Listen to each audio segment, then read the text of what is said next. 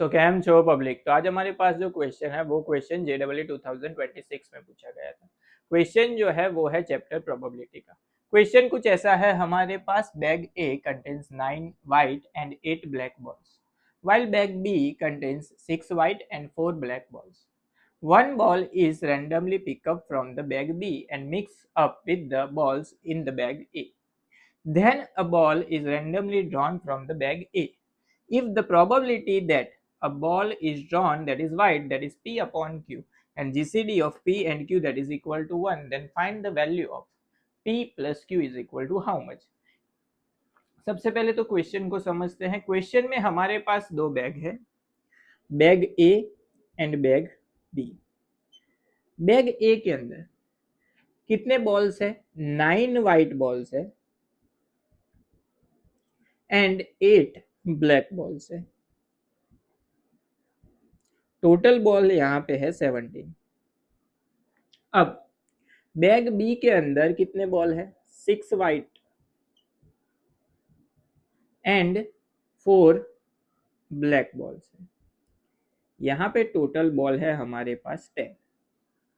Question में क्या दिया हुआ है? सबसे पहले हम बैग बी में से एक बॉल निकालते हैं एंड बॉल निकालने के बाद उसको मिक्स करते हैं बैग ए के अंदर।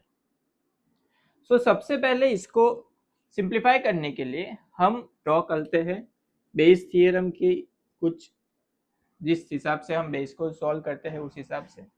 यहाँ पे सबसे पहले लेते हैं E1 event and E2 event.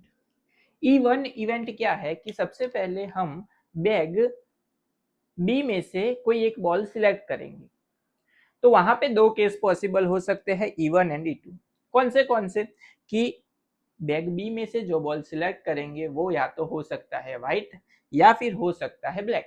तो व्हाइट बॉल सिलेक्ट होगा वो हम ले लेते हैं E1, तो उसकी प्रोबेबिलिटी क्या हो जाएगी? 6/10 होगी। एंड E2 कि ब्लैक बॉल सिलेक्ट होगा उसकी प्रोबेबिलिटी क्या हो जाएगी? 4/10। ये हो गई प्रोबेबिलिटी जो बॉल सिलेक्ट करके हम ट्रांसफर करेंगे। E1 की व्हाइट बॉल सिलेक्ट हुआ एंड ट्रांसफर हुआ एंड E2 की ब्लैक बॉल सिलेक्ट हुआ एंड ट्रांसफर हुआ। अब बैग बी का काम खत्म हो गया यहाँ पे। उसके बाद क्या आता है? बैग ए। सो यहाँ पे कंडीशनल प्रोबेबिलिटी अप्लाई होगी। Probability for A by E1 and probability for A by E2। A क्या है हमारे पास? तो ए हम ले लेते हैं कि बैग ए में से जो बॉल सिलेक्ट करेंगे वो तो क्या होना चाहिए? व्हाइट बॉल ही होना चाहिए, जो प्रोबेबिलिटी हमको फाइंड आउट करनी है। तो यहाँ पे बैग ए में व्हाइट बॉल कितने थे? 9। अब इवन इवेंट हमने क्या ली है कि ट्रांसफर हुआ बॉल जो है वो व्हाइट है। तो अगर ट्रांसफर हुआ बॉल अगर व्हाइट होगा तो यहाँ पे एक व्हाइट बॉल बढ़ जाएगा, यानी कि व्हाइट बॉल अब होंगे 10। उसमें से टोटल बॉल जो है वो हो जाएंगे 18। सो 10 में से 18, यानी कि इसकी जो प्रोबेबिलिटी है, probability for A by E1 वो होगी 10/18। बैग बी में से ट्रांसफर हुआ बॉल व्हाइट था, उसकी वजह से यहाँ पे व्हाइट एक बॉल बढ़ गया, सो हो गए 10 व्हाइट बॉल। टोटल थे 18, सो यहाँ पे आंसर होगा 10/18। उसके बाद बैग बी में से अगर ब्लैक बॉल ट्रांसफर हुआ है, लेकिन सिलेक्ट तो कौन सा होना चाहिए? व्हाइट बॉल ही होना चाहिए।